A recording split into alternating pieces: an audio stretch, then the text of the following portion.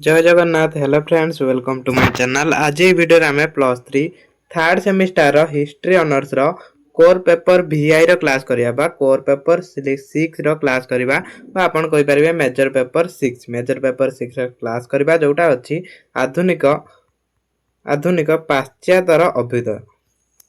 तो प्रथम यूनिट रे हमें कोन करचंती जो रही हमर इंपोर्टेंट 1 मार्किया और 2 मार्किया सबू डिस्कसन करिसेंती। जो माने से वीडियो देखि नांती जाई प्रथम से वीडियो देखि परिबे।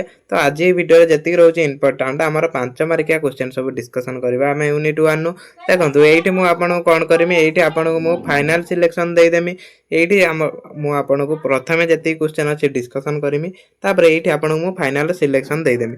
तो देखिबे एई 5 मार्किया क्वेश्चन जति भी पडिबो या बाहिरु गुटिए भी क्वेश्चन आसीबनी। तो भलो भाबरे पढि जिबे, देखिबे या बाहिरु कोनोसी गुटे भी क्वेश्चन आसी नथिबो। तो भलो भाबरे पढिबे, मु आपन को फाइनल सिलेक्शन एठी दे देमी। तो वीडियो पूरा लास्ट जाय देखंतु, केई कोठी वीडियो को स्किप करंतु नै। एठी हमें पढिबा मध्ययुगीय यूरोप रो जो आर्थिक संप्रसारण प्रक्रियाटा किभलिया थिला हमें एठी पढिबा। सप्तम शताब्दी रु चतुर्दश शताब्दी मध्य यूरोप महादेशर वैषयिक ज्ञान और प्रजुक्ति विद्यार पर्याप्त विकास घटी अर्थनैतिक विकास धारा को प्रभावित करथिला। जेतबेले सप्तम शताब्दी और चतुर्दश शताब्दी रे कोन हेतिला, जो मध्ययुगीय यूरोप थिला तार वैषयिक ज्ञान और प्रजुक्ति विद्यार उन्नति बा विकास घटिथिला, जहा अर्थनैतिक विकास को प्रभावित करथिला। ता द्वारा मध्ययुगीय यूरोप रे अर्थनैतिक विकास घटिथिला। उभय कृषि और शिल्प उत्पादन क्षेत्र रे एही विकास द्वारा अनुभूत होतिला। या कोठी कृषि रे अनुभूत होतिला और शिल्प उत्पादन क्षेत्र रे एही विकास द्वारा अनुभूत होतिला। वैषयिक ज्ञान और प्रजुक्ति विद्यार एही उल्लेखनीय अग्रगतिर पृष्ठभूमि रे थिला आवश्यक श्रमबलर अभाव। ये जो वैषयिक ज्ञान और प्रजुक्ति विद्या उल्लेखनीय अग्रगति कौन थिला पृष्ठभूमि थिला होची आवश्यक श्रमबल अभाव। से समय जेतले श्रमबल अभाव हेतिला सेटू श्रमिक माने जो कृषक माने बा पूंजीपति माने कौन करथिले, वैषयिक ज्ञान और प्रजुक्ति विद्यार प्रयोग करथिले। कृषि उत्पादन अभिवृद्धि निमंते पर्याप्त कृषि योग्य भूमि थिले मध्य कृषि श्रमिक संख्या सीमित होइतिबारु फसल क्षेत्र में संप्रसारण संभव नथिला। जेहेतु कृषि भूमि सिना अछि, किंतु से समय कौन थिला, श्रमिक मान संख्या सीमित थिला। तेणु से समय फसल क्षेत्र में संप्रसारण संभव नथिला। तेणु आवश्यक श्रम शक्तिर अभाव दूरीकरण निमित्त यूरोप जनसाधारण विभिन्न प्रकार जंत्रपाति उद्भावना तथा वैषयिक ज्ञान विकास निमित्त मनोनिवेश करथिले। जेहेतु श्रमबल अभाव है, तेणु से कौन कले, जंत्रपाति उद्भावन कले, जहाँ साहाय्य बहुत कम समय और कम टाइम कम श्रमर कार्य कर जाई पारथिला। देखंतु आपण माने सबु पढिबे, मु सबु डिस्कशन करि पारनी। मेन सारा आंसर जतिक रहउची मु सेटा डिस्कशन कर दउची। ए देखंतु मन रखिबे, ए वैषयिक ज्ञान और प्रजुक्ति विद्या विकास जोगु मध्ययुग यूरोप रे अर्थनैतिक संप्रसारण प्रक्रियाटा आगे थिला। मन रखिबे, विकास बा आगे थिला बा विकास करथिला। नगर और वाणिज्य विकास। नगर सर्वदा सभ्यता और संस्कृति प्राण केन्द्र होई रहिछि। रोमान साम्राज्य पतन परवर्ती 500 किंबा 600 वर्ष पर्यंत पश्चिम यूरोप देश मानकर बड़ बड़ नगर और सहर अनुपस्थिति और अभाव स्पष्टता बारी हो पड़ता है। आद्य मध्य युग अनग्रसरता अनेक कारण मध्य यही नगर वाणिज्य गुड़िक अनुपस्थिति को एक प्रमुख कारण रूप में ग्रहण कर जाई पारे। ताने एठी कौन कहला, रोमान साम्राज्य पतन परवर्ती 500 किंबा 600 वर्ष पर्यंत पश्चिम यूरोप देश मानकर बड़ बड़ नगर और सहर अनुपस्थिति अभाव स्पष्ट भाव में बड़ी होता। जो रोमान साम्राज्य पतन होता से समय कौन होता, यूरोप देश मानकर बड़ बड़ सहर अनुपस्थितिर अभाव स्पष्ट भाव में बारी हो पड़ता। आद्य मध्य युग अनग्रसरता अनेक कारण मध्यरु एही नगर बजार गुड़िक अनुपस्थिति एक प्रमुख कारण रूप ग्रहण करा जाय पारे। आद्य मध्य युग अनग्रसरतार अनेक कारण मध्यरु एही नगर बजार गुड़िक अनुपस्थिति प्रमुख कारण रूप ग्रहण करा जायतिला। बर्बर जर्मान जनजाति आक्रमण फल अनेक समुद्र नगरी निश्चित हो जाइतिला।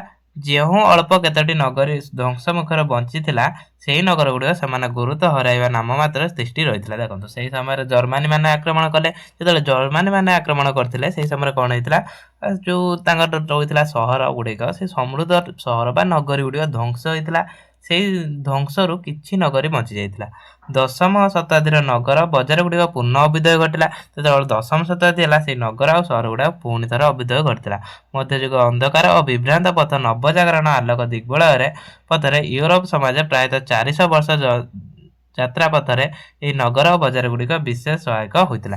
तो देखो किपरि विकास होता। तो यही पर्यायक्रमे नहीं कि नगर और वाणिज्य विकास होता। आपण मैंने सब पढ़े जेहेतु 5 मार्किया क्वेश्चन बहुत लंग अच्छी मुझे डिस्कसन कर देखो खाली सिलेक्शनटा मुदेदेमी। तो लास्ट को देखिए वीडियो कौट स्किप करंतुनी सिलेक्शन मुझे देदेमी आपन को फाइनल सिलेक्शन आउ देखो 5 मार्किया यूनिट 1 जी क्वेश्चन आसो एवं ही आसो मुझे ग्यारंटी दूसरी या बाहर गोटे भी क्वेश्चन आसबनी। तो ये आप पढ़े मध्ययुग जनसंख्या वृद्धि अभिवृद्धि पढ़े सरी टिके रखुची मुझे स्क्रीनशॉट नेबे। तापर मध्ययुगीय प्रमुख नगर और नगर भित्तिक जीवन यहाँ भी आपंकर मोस्ट इम्पोर्टाट क्वेश्चन रहिबो। तापर मध्ययुग बैंक एवं निगम ये जो मध्ययुग बैंक और निगम तार भूमिका कौन थी गुरुत्वपूर्ण भूमिका ये दुईटी अनुष्ठान निर्वाह करते। तो ता विषय लिखिए। तापर इटाली नगर राज्यर अभिध देखो यहीटा सबू ना यहाँ टी आउ गोटे पेज रही जाइए पीडीएफ है। तो इटाल नगर राज्यर अभिध यहाँ बही भी पढ़ी ने यहाँ आपंकर इम्पोर्टाट क्वेश्चन रोचे। देखो एवं मुझे सिलेक्शन आपको शो करोची कौन कौन सिलेक्शन क्वेश्चन रोचे या नोट करेंगे नोट करके पढ़े देखिए या बाहर गोटे भी क्वेश्चन आसबनी सब क्वेश्चन यूँ आसो। तो आपण मैंने भल भाव नोट करके पढ़े ये देखो आमर जो इम्पोर्टाट क्वेश्चन रोचे प्रथम क्वेश्चन रोचे पुंजीवाद समानवाद। देखो ये जो पुंजीवाद खाली एमती पुंजीवाद समानवाद ये अच्छी मुझे कहूनी कि एभलिया पढ़ो से धर पढ़ी पारे पुंजीवाद कहले कौन बुझ बा समानवाद कहले कौन बुझ पुंजीवाद क्या कहुए एमती भी पढ़ी पारे। तो आपण मैंने जब पुंजीवाद पढ़े तार जेकोसी क्वेश्चन आसो आप आंसर दे पारे। तो पुंजीवाद समानवाद पढ़े तापर बुर्जुआ श्रेणी पढ़े और सर्फ पढ़े है सर्फ आउ नाइट एति पढ़े। तापर कृषि विद्रोह पढ़े ये जी अच्छे सिलेक्शन क्वेश्चन भल भाव पढ़ी नोट करदे। मध्ययुग वाणिज्य व्यवसाय स्वरूप कौन थी संवादवाद पतन कारण संवादवाद वैशिष्ट पुंजीवाद वैशिष्ट शिल्प प्रतिष्ठार उत्पादन और जनसंख्या वृद्धि कारण पढ़ी जनसंख्या वृद्धि कारण कौन पाई जनसंख्या वृद्धि होता शिल्प प्रतिष्ठा उत्पादन किभली पढ़े। और संवादवाद पुंजीवाद परिवर्तन समस्या गुड़ी संवादवाद जो पुंजीवाद परिवर्तन होता तार जो समस्या गुड़ा था से समस्या बड़ी विषय लिखिए। तापर कृषिवृत्तीय व्यवसाय कृषिवृत्तीय क्यों माने थिले से भूमिका कौन थी से क्यों कार्य करते से विषय गोटे क्वेश्चन आसीपे आपंकर। तापर नगर गुड़िक शिक्षा व्यवस्था जो से समय जो यूरोपीय नगर था तार शिक्षा व्यवस्था किभली था कौन शिक्षा दि जाऊला से विषय। तापर पुंजीवाद फलाफल जो पुंजीवाद उद्भव है तार फलाफल किसी पुंजीवाद विकास घटाइला तो से विषय लिखे। तापर शिल्पभित्तिक पुंजीवाद कौन था एति आपंकर रोचे मोस्ट इम्पोर्टाट क्वेश्चन। तो ये भल भाव पढ़ु देखिए 5 मार्किया क्वेश्चन सब यूँ आसो भल भाव नोट करके पढ़ु जदि पारे। तो आती युवा रईट चिन्ह जी भी ठीक चिन्ह मारी ना से गुड़ा भी आप पढ़ी पारे कि ना ये गुड़ा भी बहुत इंपोर्टाट क्वेश्चन अच्छी तो आपण मैंने एक भी पढ़ी पारे कि जी मोस्ट इंपोर्टाट क्वेश्चन थी से सिलेक्शन दिहला 5 मार्किया तो आपण मैंने भल भाव पढ़े।